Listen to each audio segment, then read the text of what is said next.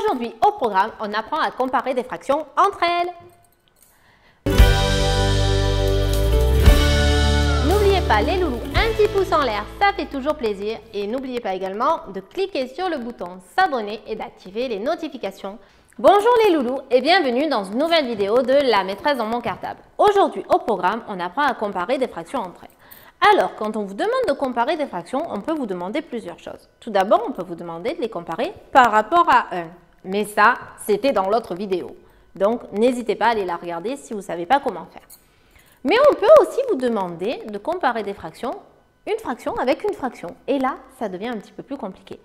On y va, je vous explique. On prend un exemple ?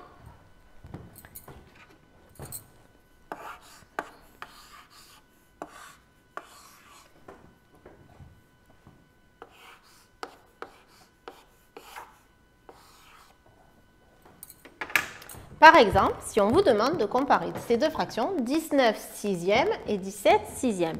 On a envie de faire le dessin, mais ce n'est pas possible. On ne va pas toujours faire le dessin. Donc, il faut avoir une technique. Regardez bien les loulous. Déjà, il faut revenir à ce que ça veut dire 19 sixièmes. 19 sixièmes, ça veut dire j'ai pris mon gâteau, je l'ai coupé en 6 et j'en mange 19 morceaux. Donc déjà, il va me falloir plus qu'un gâteau. Ça, c'est sûr. Mais ça ne m'aide pas trop. 17 sixièmes, ça veut dire j'ai pris mon gâteau, je l'ai coupé en 6 et j'en mange 17 morceaux. Et c'est là les loulous que si vous avez un peu suivi, vous allez tout de suite comprendre. Quand je dois comparer deux fractions, la première chose que je dois faire, c'est regarder leur dénominateur, le nombre d'en bas. Si leur dénominateur c'est le même,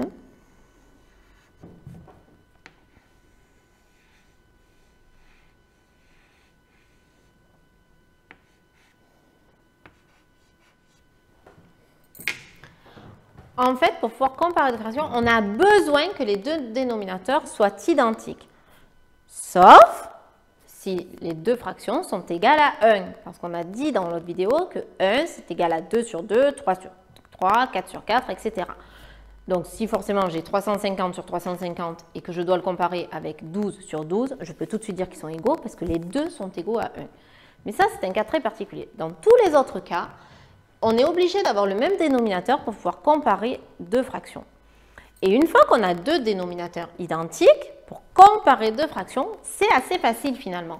La plus grande fraction, c'est celle qui a le plus grand numérateur, puisque ça veut juste dire que j'ai pris. Dans ce cas-là, j'ai pris 19 morceaux. Dans ce cas-là, j'en ai pris 17. Donc forcément, si je prends 19 morceaux, j'en ai pris plus que si j'en prends 17. Et donc, j'ouvre la bouche du côté du nombre le plus grand. Rappelez-vous, la bouche, elle mange toujours le plus grand nombre. Donc, pour comparer deux fractions, je répète, on regarde les dénominateurs, s'ils sont identiques.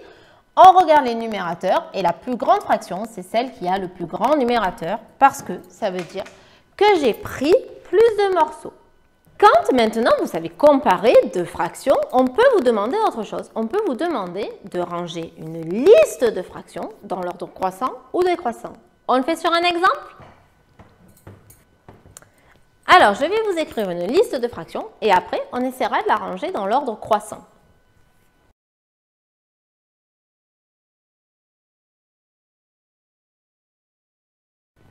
Voilà les loulous. Prenons l'exemple de cette liste de fractions et on doit la ranger dans l'ordre croissant. Je vous rappelle les loulous que dans l'ordre croissant, c'est comme la croissance quand on grandit, donc il faut que mon premier nombre soit le plus petit et que mon dernier nombre ce soit le plus grand. Alors je vais chercher parmi ces fractions la plus petite. Déjà je vérifie, est-ce qu'elles ont toutes le même dénominateur? Oui, il y a bien écrit 12 en dessous de toutes les fractions. Donc finalement, c'est comme quand je compare des nombres entiers, j'ai plus qu'à regarder les numérateurs, trouver le plus petit. Donc entre 8, 25, 4, 15 et 37, le nombre le plus petit c'est 4. Donc ma fraction la plus petite c'est 4 douzièmes. Et je l'écris. 4 douzièmes. Comme c'est la plus petite, je mets la bouche qui va vers le nombre suivant, puisque nous on doit ranger dans l'ordre croissant, vers les nombres les plus grands. Une fois que j'ai écrit ma fraction, je la barre. Pour me rappeler que celle-là, je l'ai écrite. Ça m'évite de la reprendre une deuxième fois. Maintenant, je cherche dans les nombres qui me restent, quelle est la plus petite. Je regarde les numérateurs, parce que les dénominateurs sont tous identiques. Donc, je regarde les numérateurs, 8, 25, 15 et 37. Je vois tout de suite que 8, c'est le plus petit de tous. Donc, j'écris tout de suite 8 douzièmes. et je mets la bouche ouverte vers le nombre d'après. Je barre mon nombre. Je continue, je cherche parmi les 3 qui me restent quelle est la fraction la plus petite. Je vois que 15 c'est plus petit que 25 et que 37, donc ma fraction suivante c'est 15 douzièmes. Et je mets la bouche ouverte vers le nombre d'après. Je barre mon nombre.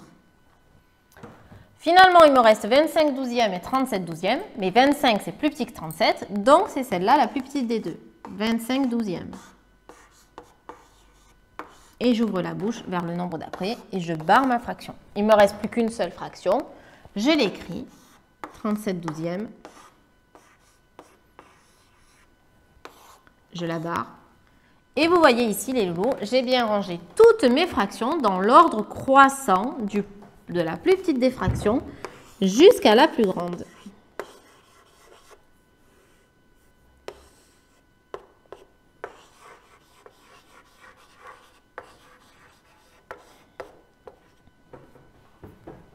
J'aurais pu faire exactement le même travail en les rangeant dans l'ordre décroissant, si ça avait été la consigne.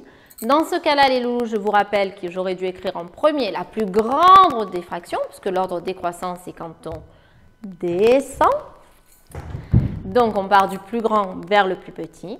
Dans ce cas-là, si j'avais dû ranger par ordre décroissant, j'aurais écrit en premier 37 douzièmes et je serais descendu jusqu'à 4 douzièmes. Mais du coup, les loulous, tous les symboles auraient été dans l'autre sens. Je vous montre. Dans l'ordre décroissant, 37 c'est le plus grand de tous. Hop, et la bouche, elle reste ouverte du côté du 37. Ensuite, le suivant, c'est 25 douzièmes. Parce que 25, c'est plus petit que 37 et que le dénominateur est identique. C'est plus grand que 15 douzièmes. Et la bouche s'ouvre de ce côté. Qui est supérieur aussi à 8 douzièmes. Qui est supérieur aussi à 4 douzièmes. Et là, dans ce cas-là, j'aurais écrit l'ordre décroissant. Parce qu'on descend.